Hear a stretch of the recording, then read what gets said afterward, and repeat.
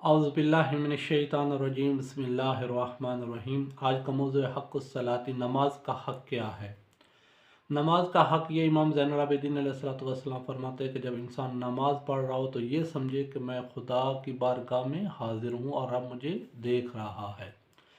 इंसान को चाहिए कि जब नमाज का वक्त हो तो नमाज के वक्त से पहले इंसान मस्जिद में चला जाए, और बहुत ज़्यादा फजीलत है कि जब इंसान मस्जिद में जाता है तो घर से वज़ू करके जाए, और जो वक्त से पहले वज़ू कर लेता है उसकी बहुत ज़्यादा फजीलत है। वो अपने आप को तैयार समझे कि मैं खुदा की बारगाह में हाजिर हो रहा हूँ।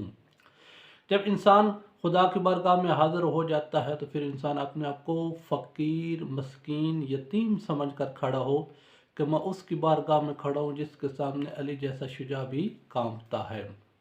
फिर जब इंसान खड़ा हो तो फिर इंसान के जिस्म में अकड़ ना हो, बल्कि इंसान आजिज़ी और इनकिसारी के साथ खड़ा हो। इंसान का जो पहलू हो वो झुका हुआ होना चाहिए, और इंसान जब खड़ा हो तो फिर इंसान के दिल और ज़हन में यही बात हो कि वो रहमान मुझे देख रहा है, वो रहमान मेरी बातें सुन रहा है।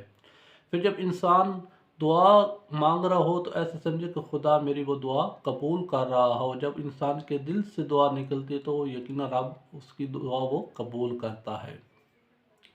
इसके बाद मासूम फरमाते हैं इमाम ज़ैनुल आबिदीन अलैहिस्सलाम, नमाज का हक़ ये है कि जब इंसान खड़ा हो जाए तो फिर जब इस तरह उसका सर झुका होना चाहिए जिस तरह ख़ताकार इंसान, किसी की ख़ता हो जाती इंसान को तो, और इंसान बादशाह के जो वक्त के होता है, बादशाह जो जिस इंसान से ख़ता हो जाती है, जब वो किसी से माफ़ी मांगने के लिए जाता है तो उसका सर झुका हुआ होता है। इसी तरह मासूम अलैहिस्सलाम फरमाते हैं कि नमाज का हक़ ये कि इंसान का उस वक्त सर इस तरह झुका हुआ जिस तरह इंसान ख़ताकार होता है। तो अल्लाह हमें नमाज का हक़ अदा करने की तौफ़ीक़ अता फ़रमाए।